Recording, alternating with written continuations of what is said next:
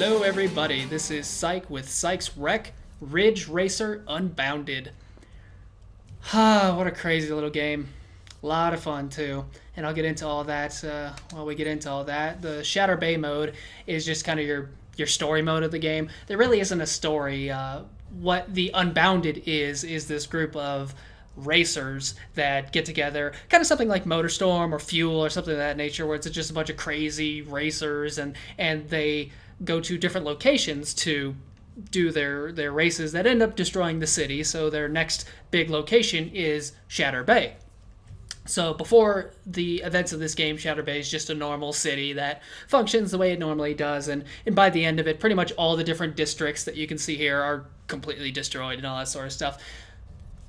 Now, that's not the plot of the Ridge Racer series in general, that's just the plot of this game specifically. And before I get into all that, I'll just show off these little deals as well. You can dominate the world, which is your multiplayer, who cares? And then you can build your own cities, which is one thing that's very beneficial. That adds just that much little replayability, as well as it's very useful to grind out certain things like win 150 domination races or get to level 30 or anything of that nature. So this is very useful for that. Anyways, start this off. The wreck of this game is actually a DLC vehicle. There's quite a few DLC vehicles in this game, as well as there's quite a few different classes of this game. There's 7, I believe. There's the street class, which is generally slower. Got this right here.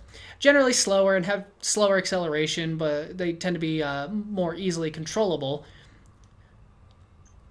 And then you have your race class, which is a little bit faster, a little bit higher acceleration, a little more unruly, and then you have your super class, which is super fast, super high acceleration, and very unruly. And then you have what is called the where you at? Shindo class. There's 2 versions of Shindo vehicles. There's race Shindo vehicles and there's drift Shindo vehicles. So like the drift vehicles, they all have this kind of similar look where they're white with black designs and adornments, and they're all vehicles that are part of the other categories, street, race, and super, but they have slight differences, slight different body kits, slight different rims, spoilers, and paint jobs and whatnot. So that nature, and these are built specifically for drift events. And then you have the race ones, which are exactly the same, except they're used for races instead of drifts. And instead of being white and black, they're yellow and black. And on and on and on. And then your super vehicles, like I said before, they're, super fast, super unruly and whatnot. Now, how the DLC vehicles in this game work, they were in 3 different categories. The first category is it takes a vehicle that was already in this game, but gives it a different livery. And the liveries are based upon different games in the Bandai/Namco company. So, like, for instance, this one's based off Ace Combat. And then this one's based off Galaga. There's that, plus Pac-Man, Soul Calibur, and Tekken, I believe, are the only ones. So that's the first style of DLC vehicles. The second style is vehicles that were originally from one of the other Ridge Racer games. So for instance, this one here is the main vehicle from Ridge Racer 7. As well as there is the main vehicle from Ridge Racer Type 4, and there's the original vehicle from the original Ridge Racer back in 1993. So that's pretty cool. And then each category has one of those. So the Super has the Type 7, the Ridge Racer 7, Race has the Type 4, and Street has the original. So the third type of DLC is just completely original vehicles made specifically for this game. For instance, you got this thing, the Immortal, as well as this thing, the Reaper. Unfortunately, kind of unruly. It's kind of hard to use, but dang if it doesn't look cool. And if you click on it, then you can see it from the back. Yeah, it's just a banging hearse and all that sort of stuff. Generally, these type of DLC vehicles are of older model vehicles from like the 40s, 50s, 60s, and 70s and whatnot. I'll show off the street class ones too. So you got your Soul Calibur one, which as you can see is exactly the same vehicle as this one, just with a different livery. Here's the original Ridge Racer vehicle. And then the third type, which is these DLC vehicles, the Gallows, which is a 50 style pickup truck, Not entirely sure. And then the Road Wolf, which is clearly a late 40s Mercury coupe. Now we've shown off that off. Let's actually get to the wreck of this game. Let me find me a good event. I think Old Town's good. Yeah, Racy class. So in this one, for DLC vehicles, you got the Tekken vehicle and the Pac-Man vehicle. The Ridge Racer Type 4 from Ridge Racer Type 4. And then the Ghoster, which is a mid-50s style Chevrolet Chezoom, I believe, which is a vehicle I've never heard of before. And that's all fancy and whatnot. But with all that out of the way, let us get to the wreck of this game. The Mariachi, aka the El Mariachi, sometimes, depending on where you read it or whatnot. But this game specifically says Mariachi, so I'm going to go with Mariachi. And I believe it's based off of many different type of real-world wrecks. For instance, I don't know. Okay, well, you can kind of see that there's no taillights right next to the tailgate because they're in the bumper, which you will see once I actually get into a race, which means it's at least a 73, at least the rear bumper is. But the front end, I would say more so like a 70, 71, and it looks like it doesn't have any headlights, but they're actually behind the grill, which I believe is based off of a Mercury. I'm honestly not sure. But this vehicle is significant for a handful of reasons. First off, it's one of the only two four-wheel drive DLC vehicles, the other one being the Gallows, that yellow 50s pickup truck, which the irony being the only two four-wheel drive DLC vehicles have pickup beds. And second off, it's the only vehicle in the entire game to have such a air scoop adornment, because all the other ones, you can kind of see, they just have hood scoops, which aren't nearly slightly on that one, and on that one, things like that. But this one actually has such a heavy hood engine air intake adjustment. Only one in the game, so that's really, really cool. Now, one minor criticism is that, for instance, this vehicle right here is part of the main game, and when you go to colors, you only have a slight option of colors to choose. So you can choose the red one, the black one that usually has red accents, the silver one that has red accents, and the yellow one that has black accents. That's kind of the same for all vehicles. There's only like 6 different color combinations: black, red, orange, yellow, silver, and like metallic sky blue, which also transfers into the Type 3 DLC vehicles. So for instance, the Mariachi, the only color you can choose for it is this kind of burnt orange, which is one of the 6 type of colors that you can only use for the other type of vehicles. And the Ghoster, it's that kind of metallic blue style color. So that's kind of a bummer, but at the same time, they're so pretty. I can't even complain. But anyways, let's actually get into the insanity of this game. It's tons of fun. It really is. I had a blast playing through this game.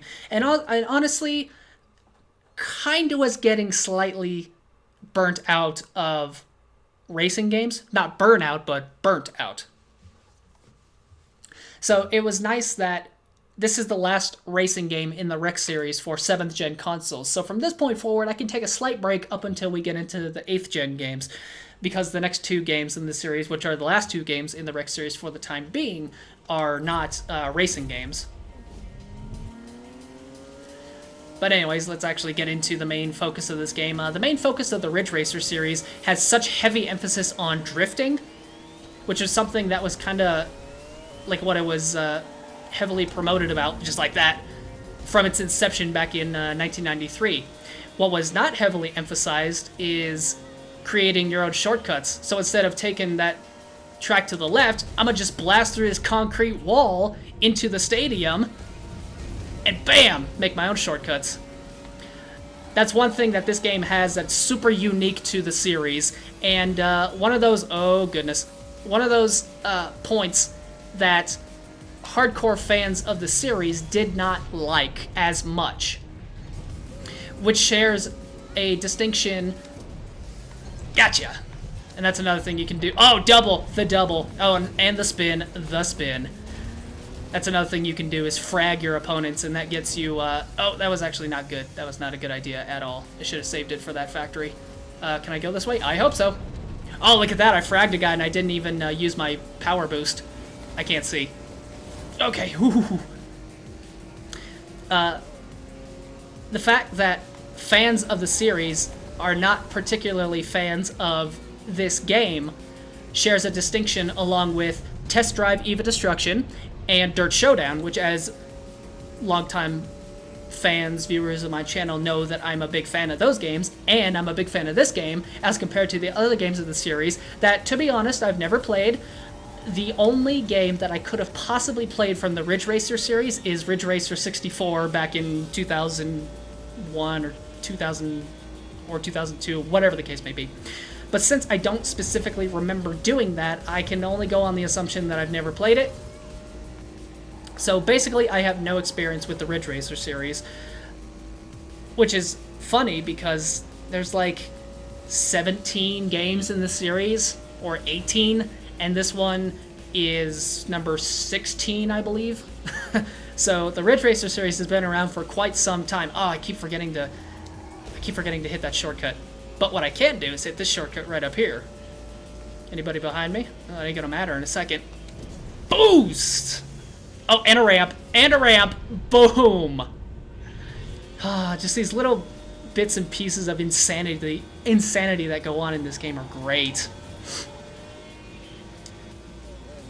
Let's see. The Ridge Racer series, honestly, has been praised for its revolution. I need a little bit of drift. A little bit of drift. There we go. Let's see if I can hit me up another shortcut. Which, nope, not here. The Ridge Racer series was honestly kind of praised for its revolutionizing of the racing genre of games, especially with its heavy emphasis on drifting in racing, which has carried on to every game in the series, especially including this one. But then this game introduced the idea of adding much more of a destructive element to it.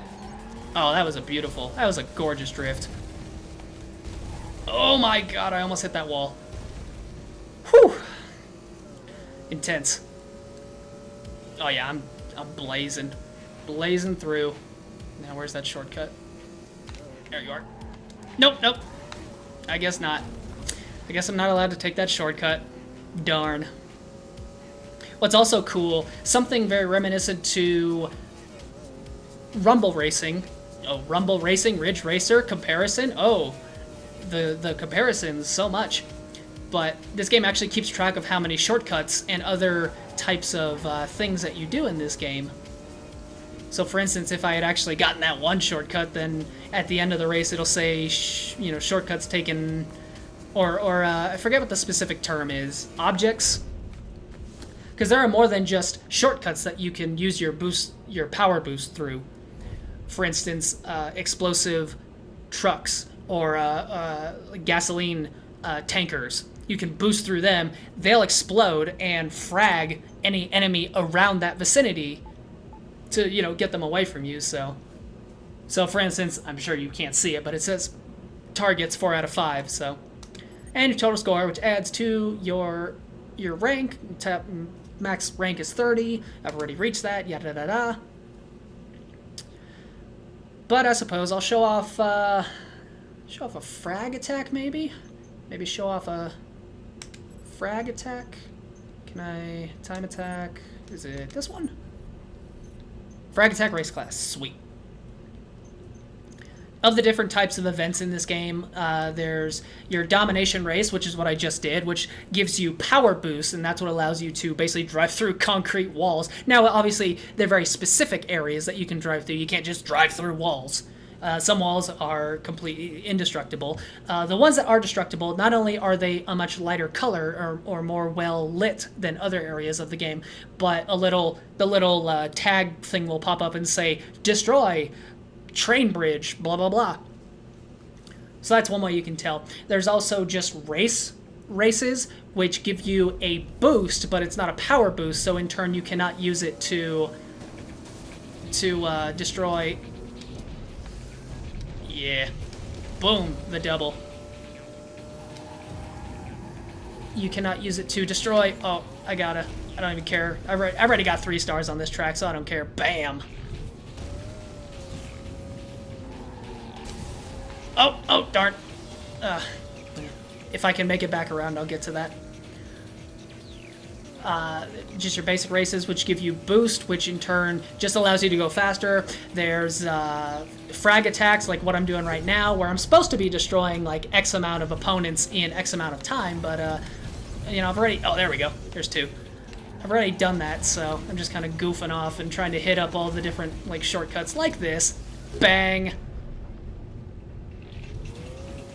There's drift attacks where you have to drift X amount of meters in X amount of time. There's time attacks where basically you have to get from point A. You have to do a lap in X amount of time, and there's little like time tokens that if you hit them, it actually freezes time for... Not good. Oh, nope, I knew it. I was hitting that wall so hard. Just smashed and crashed. 35 seconds left. I can maybe do something.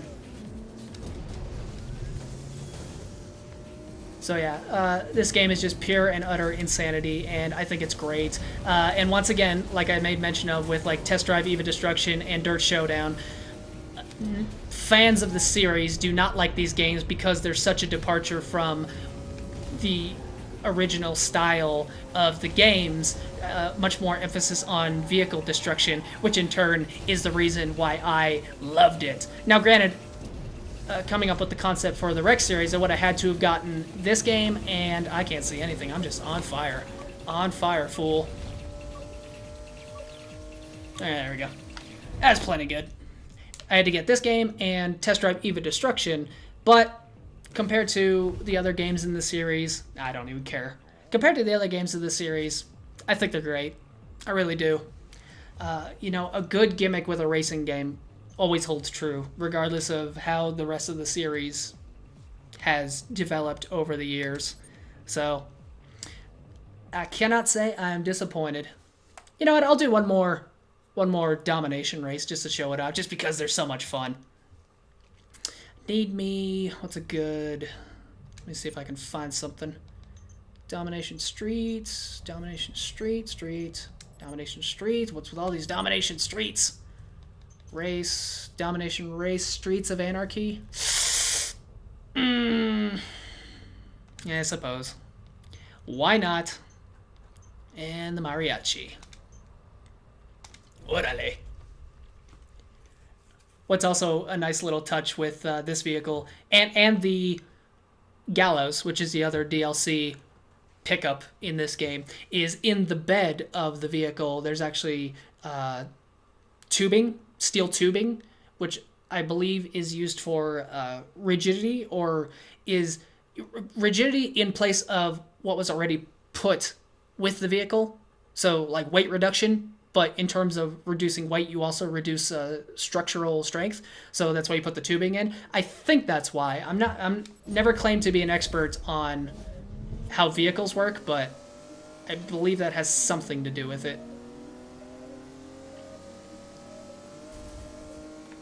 Bang.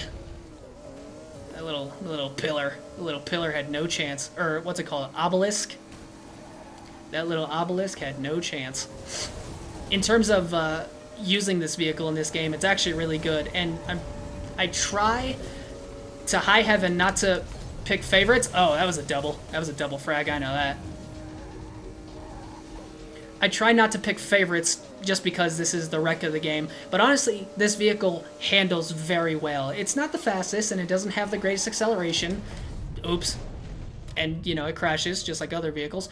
But just because of the fact that it's four-wheel drive vehicles are so usually better because you usually have better control, but at the same time they usually have terrible steering and handling and things of that nature. So to have a vehicle like this that has great handle, great steering, and fairly decent speed and acceleration. And yes, because it is one of the Rex-style vehicles, it has really good drifts. But then again, compared to other vehicles in this game, I'd say it's just slightly above average. Oh, gas truck. Kaboom. I don't think I got anybody. Or if I did, I didn't. Oh, pfft. There was a concrete pillar there. you know, one of the random things in this game that you can't break. Concrete trailer? Why not? Boost. Concrete trailers work exactly the same as explosive trucks and gas trucks and whatnot. There's a shortcut right there. I know there is. I'll get back to it. Oh, oh. I see that little skull. That means you took me out once. Let's see what happens if we turn the tides. That didn't work. Oh well. You live for now, but your days are numbered. That really is pretty much everything. Oh, he's right on my tail. He's right on my tail. You can tell when, like, the bottom portion of your screen kind of gets fiery red. That means that there's somebody right behind you. And then if the corners of the screen turn fiery red, then that means they're behind you and to the left or to the right, respectively. So, like, right there. Right behind my driver's side. Oh, he's just boosting. Boosting away. Come on. I'm gonna get you. You know I'm gonna get you. Gonna get a revenge frag. It says 1 second behind, but that means 1 second behind the person closest in front of you. Oh, well. You didn't even do anything to me. Didn't even do anything to me. But you know what? That's the name of the game. That's the name of the game. That's what it means to be part of the Unbounded. Is there a shortcut? I feel like there's one coming up. Oh, God, I hate this turn. This turn is just... Yep. God, I hate that turn. The turn is the absolute worst turn in the entire game. And unfortunately, you encounter that turn multiple times throughout this game. And it's just terrible every single time. Hate that turn. Oh yeah, come on. Nightclub, get my boogie on. Boom, boom, chicka, boom, boom, chicka, boom. Well, 4th place, that ain't bad. Yeah, the finish line's right here, so unfortunately, didn't do particularly great, but, you know, it was fun, darn it. Alrighty, that's pretty much it. Thank you guys for watching, and I will see you next time for the next Psych's Wreck.